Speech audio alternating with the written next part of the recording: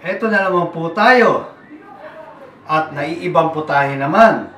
Dahil darating ho ang Pasko, naisipan po lang namin barkada na magluluto po ng hamonado.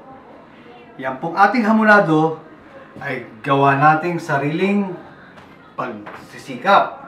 Ang unang-unang putahe ng ating ingredients ay ang butter. At meron po tayong honey mustard. Meron po tayong brown sugar. At meron po tayong konting soy sauce pampapula. At syempre po, ang pinya ang nagbibigay sarap at linamnam sa hamonado. Ipapakita ko po sa inyo kung paano po ang paggawa po sa hamonado, kasama po ang konting grapes. At meron po tayong din pong kasamang toothpick. Huwag niyo kakalimutan ang ating YouTube channel, ang ating Lutong Pinoy. Huwag niyo kakalimutan magpa-subscribe. Okay, at ito na po ang paggawa po ng hamonado. Siguro nagtataka ho kayo bakit ho may toothpick. Ganito po ang sikreto ko at natutunan ko po to sa nanay ko.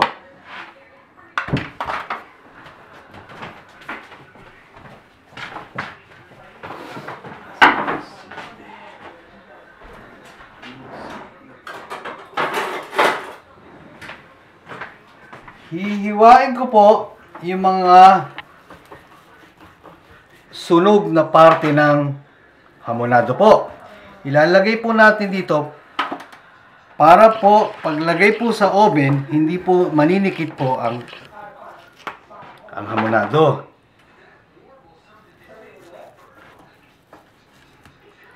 Yan po. Kita nyo. Hindi nyo naman kailangan hiwain na malalim. Yung mga parting medyo sunog na, yan po ang ating sasapin po sa ilalim po ng hamonado. Yan. Diba? Okay. Tapos po, ililipat ko po ang hamonado. Para po hindi po manikit ang hamonado dun po sa ilalim ng tray. At ilalagay ho natin yan. Okay. At ito po naman, ang sekreto, paglagay ko po ng ididikit po yan, ganyan. Para lang po hindi mahulog ang pinya. Kuha po tayo ng isa. Tutusukin ko uli. Lalagyan ko ho ng konting palamuting ganyan. Lagyan po natin ng konting hanggang sa mapuno na ho siya ng pinya. Ito po ay napaka simpleng gawa lang po to. Hindi nyo kailangan magawa ng bumili ng sauce. Napakadali lang po niyan. Yan. Yan po.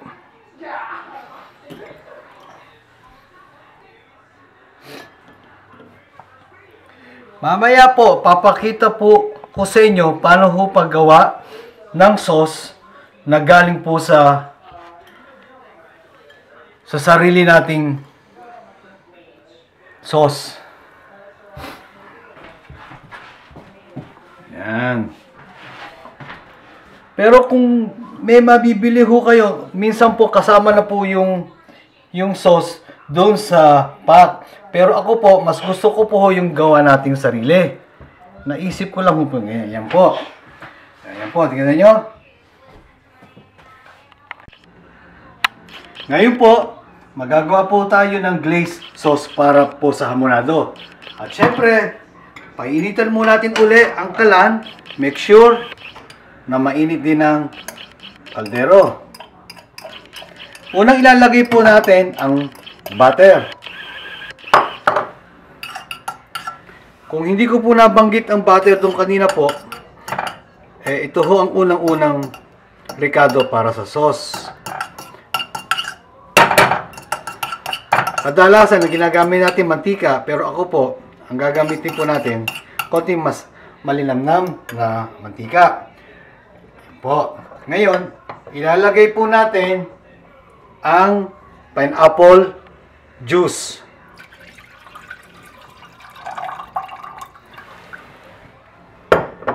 Haluin po natin hanggang sa matulaw po ang butter. Ang apoy po katamtaman, hindi ho natin kailangan malakas po ang apoy para pantay po ang luto at hindi po maninikit. Yun po ang aming sikreto. Hanggat maaari, hindi ho kailangan malakas na ang apoy. At syempre po, hintayin po natin ng konting sandaling kumulo. Habang pong hinihintay natin kumulo, isa-set up ko na po ang oven ng 275 degree para po preparasyon po sa paglagay ng hamonado sa oven. So, habang nagpapakulo po tayo ng sauce, at the same time po, ino-on ko na po ang oven. Yan, kumukulo na. Pagkatapos po na nilagay po natin ang pineapple juice, lalagay po natin ang brown sugar.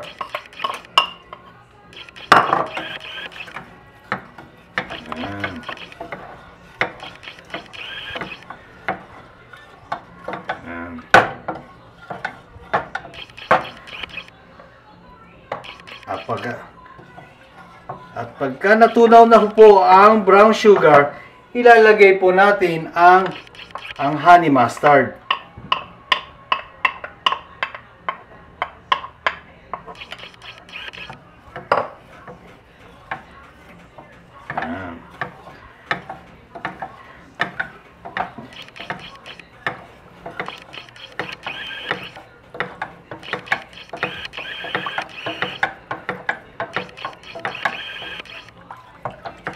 Ayan, nakikita nyo, ayan, naamoy na po ang honey mustard at saka po yung konting brown sugar.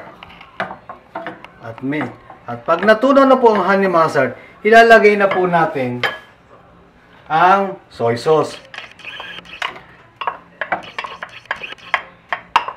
Po, ayan. Di ba ho? Napaka simple lang po. Hindi nyo na kailangan bumili pa ng glaze sauce. Ito po ay sa inyong sarili nating soy sauce. Ito po, habang hinahalo po natin ng soy sauce, ang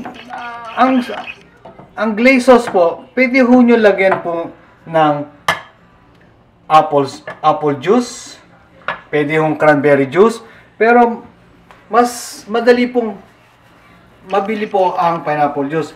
Mas madali pong hanapin. Pero kayo po, kung gusto niyo pong lagyan ng apple sauce or cranberry sauce, nasa sa inyo na ho yan. Ayan. Hintayin po natin kumulo at matunaw ang lahat ng ingredients. At ilalagay na po natin sa hamonado. Okay. Ngayon po, ito na po yung glaze sauce na ibubuhos po natin sa ating hamonado. Pero bago po ang lahat, huwag niyong kakalimutan mag-subscribe sa YouTube channel po natin, Lutong Pinoy. Huwag niyong kakalimutan yan, Lutong Pinoy. Ito na. Ito po, pinagsama natin, ulitin ko ulit, pinagsama natin butter, honey mustard, pineapple sauce. Pwede hong samahan po natin ng cranberry or apple sauce. Ganito po. Ibubuhos ko na po yung glaze sauce. Dahan-dahan lang po. Yan. Sabi nga ng aking may bahay, mabango na. Kasing bango ko. Amoy apple. May amoy. Ayan. Siyempre po, habang ginagawa po natin to, inuulit ko ulit, nakaset up na po ang oven ng 275 degrees ng preheat po. Ayan. Ngayon po, habang hinihintay po natin yung oven na mainit na, medyo i-brush po natin pataas po. Ayan. Di ba natatandaan nyo po, naglagay po ako ng mga maliliit na hampo sa ilalim nito para ibig sabihin nga nun, hindi humanikit at malutong husto ang hamonado rin sa ilalim.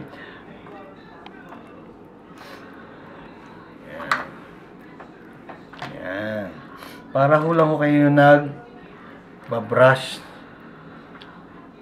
sa mukha. Yan lang po. Ganyan lang po kasimple. Wala. Hintayin nyo. At ilalagay na po natin malapit na po natin ilagay sa oven ng 1 oras at kalahati sa 350 degrees or i-maintain po natin sa 275. Depende ho po nga pala sa laki. Depende rin ho sa laki din ng oven. Pero ako mas sigurado po na mas banayad ng luto sa 275 sa 1 oras at kalahati. Ayan. Okay. Ayan na po. Lalagay na po natin. Marami pong salamat. Ngayon po, papakita ko po sa inyo ang pagbalot po ng hamonado. Una-una po, dito po sa tabi, make sure po na selyado. Ayan. Medyo ibaon nyo po yung mga toothpick at ilagay nyo po.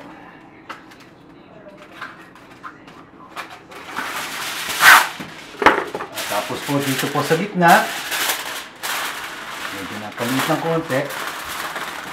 Ayan. At dito naman po sa kabilang side po. Nagmamando natin ganyan. Ang importante po ay pat po na sarado po lahat. Ayan. Ayan. Ayos na po yan. Ngayon po, ilalagay na po natin sa oven ng 1 oras at kalahati po. Ang temperature po ay 275 or to 300. Ayan. Okay. Ayan po. Cut.